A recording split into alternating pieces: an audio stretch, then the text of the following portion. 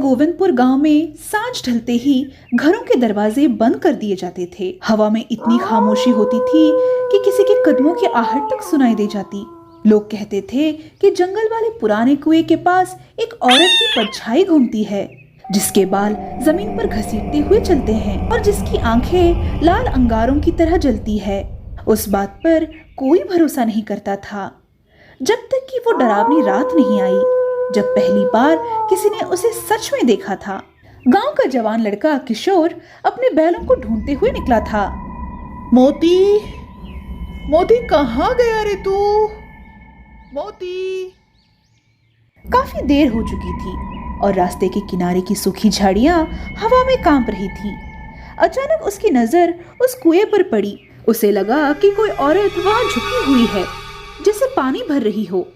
वो जिज्ञासा से आगे बढ़ा, लेकिन जैसे ही वो कुछ कदम करीब पहुंचा, वो औरत धीरे से मुड़ी। किशोर के सांसें उसकी छाती में जम गए। उसका चेहरा इंसानी था, लेकिन त्वचा फटी हुई, आंखें खून जैसी लाल और उसकी जुबान लंबी होकर बाहर लटक रही थी। वो बिना आवाज के मुस्कुरा रही थी। किशोर ने देखा कि उसके पैर उल्टे थे और वो धीरे धीरे उसके और ही रेंग रहे थे। उसने भागने की कोशिश की, लेकिन उसके कदम जैसे जमीन में धंस गए हो। अचानक उसने देखा कि उसका हाथ किसी ठंडी चीज ने पकड़ लिया है। वो चिल्लाया और खुद को छुड़ाया और किसी तरह दौड़ते हुए गांव पहुंच गया। अरे किशोर, क्या हो गया तुझे? तू इतना डरा हुआ क्यों है?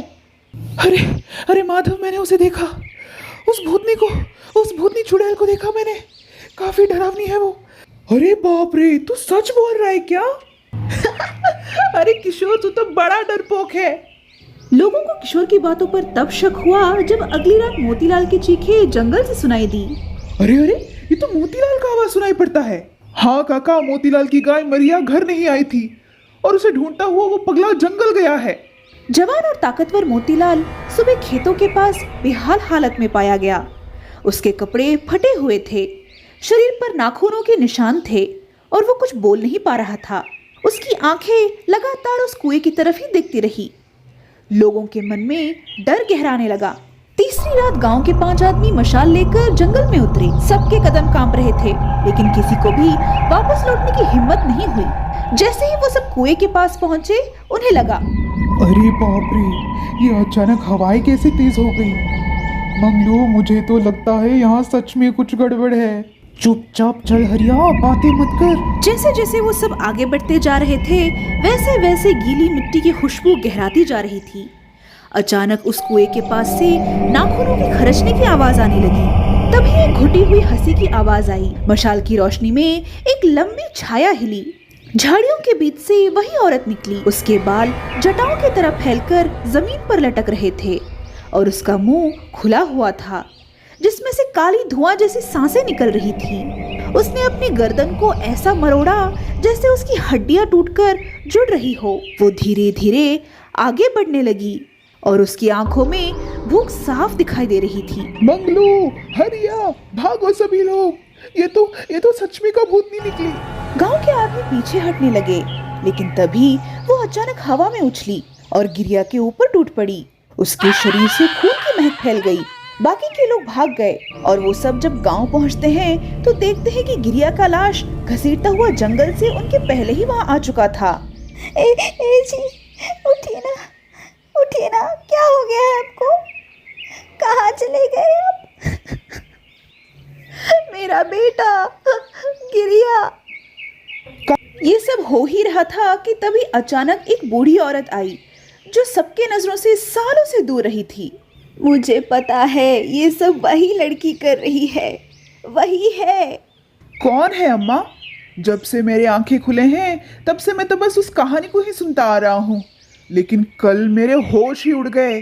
बहुत साल पहले उसी कुएं में एक लड़की की लाश मिली थी, जिसे लोग पागल कहते थे। लोग कहते थे कि उसकी मौत कोई हादसा नहीं था, किसी ने उसे धक्का दिया था।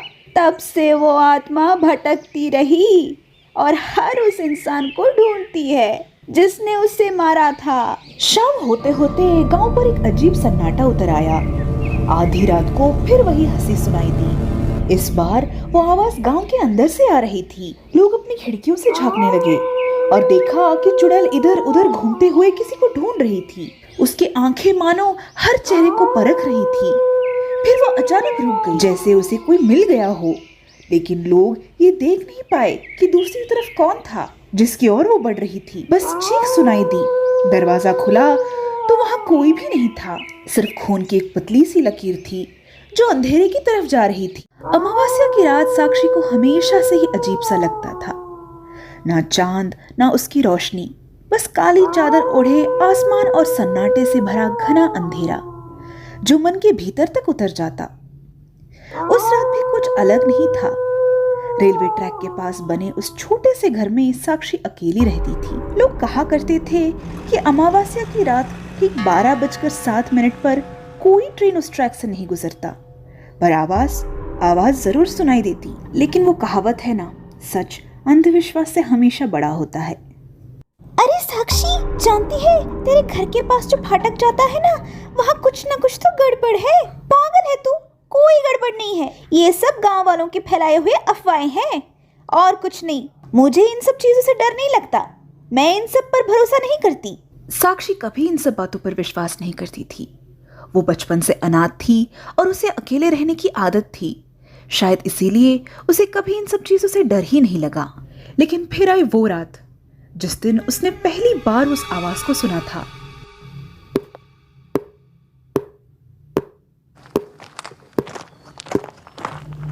ये कैसी आवाज है? आवाज इतनी साफ थी कि मानो कोई बिल्कुल पास से रेलवे ट्रैक पर चल रहा हो। साक्षी ने खिड़की से बाहर झांका, पर ट्रैक पर कोई नहीं था।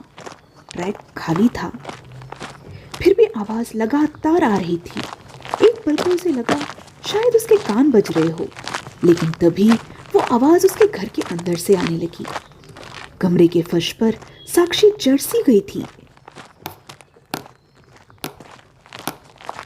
आवाज ऐसी आ रही थी जैसे कोई फर्श के नीचे चल रहा हो। डर मत साक्षी, चूहे होंगे। पर चूहे की चाल इतनी भारी तो नहीं होती। तभी अचानक उसकी नजर घड़ी पर पड़ी और समय था 12:07 और ठीक उसी समय उसके मोबाइल पर एक मैसेज आता है, खिड़की मत खोलना। साक्षी की सांसें जैसे अटक गई। उसने अपने कांपते हुए हाथों से उसे टाइप किया, तुम कौन हो? लेकिन कोई जवाब नहीं मिला। साक्षी घबरा गई। उसके माथे पर पसीने आने लगे। तभी दरवाजे पर दस्तक हुआ, बिल्कुल उसकी ही आवाज में। साक्षी, दरवाजा खोलो, ठंड लग रही है। साक्षी, दरवाजा खोलो ना। साक्षी डर के मारे रोने लगी। उसे समझ नहीं आ रहा था कि जब वो कमरे के अंदर है तो उसकी आवाज बाहर से कैसे आ सकती है। तभी उसके मोबाइल पर आखिरी मैसेज आया, अगर उसने अंदर कदम रखे तो तुम बाहर चली जाओगी। उस मैसेज को पढ़ते ही साक्षी का डर और भी बढ़ने लगा। तभी दरवाजे की कुंडी अपने आप हिलने लगी, जैसे कोई उसे खोलने की कोशिश कर रहा हो।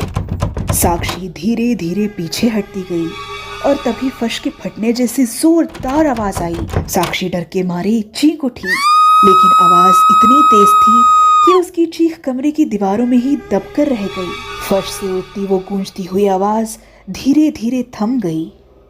कमरे में एक अजीब सी गंध फैल गई, गीली मिट्टी और जंग लगे लोहे की।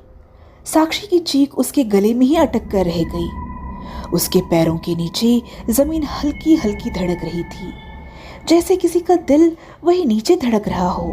मोबाइल की स्क्रीन अपने आप फिर चल उठी। अब वो ऊपर आ रहा है। साक्षी ने झटके से मोबाइल फेंक दिया। उसकी नजर फर्श पर पड़ी, जहां अभी तक सीमेंट था, पर वहां बालों जैसी पतली दरारें उभर आ रही थी।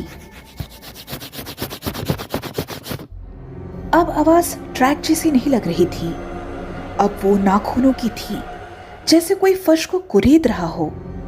दरवाजे के बाहर खड़ा वो अब शांत था, बहुत ज्यादा शांत। अचानक दरवाजे के नीचे से खून जैसा गाढ़ा तरल अंदर रिसने लगा। साक्षी की आंखें फैल गई। उसने पीछे मुड़कर खिड़की की ओर देखा। वहां किसी के कटे हुए हाथ नजर आ रहे थे और तभी उसके कान के पास किसी ने फुसफुसाया, तुमने कहा था ना, तुम डरती नहीं हो। साक्षी झटके से घूमी। कमरा खाली था, लेकिन आईने में वो अकेली नहीं थी। उसके पीछे कोई था। धंसा हुआ चेहरा, टूटी हुई गर्दन और आंखें जिनमें कोई पुतली नहीं थी। आईने वाला वो मुस्कुराया और उसी वक्त आईने में साक्षी ने देखा खुद को फर्श के नीचे दबा हुआ। साक्षी की सांसें रुक गई। तभी ठीक 12:07 पर ट्रैक पर पहली बार ट्रेन गुजरी। सुबह दूध वाले ने दरवाजा खोला। अंदर फर्श पर साक्षी की लाश पड़ी थी, आंखें गायब और खून से लिखा था, अब यहाँ साक्षी नहीं रहती।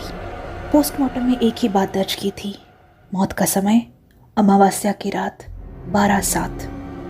और तब से उस घर के पास हर अमावस्या 12:07 पर कोई ना कोई आवाज़ ज़रूर सुनाई देती।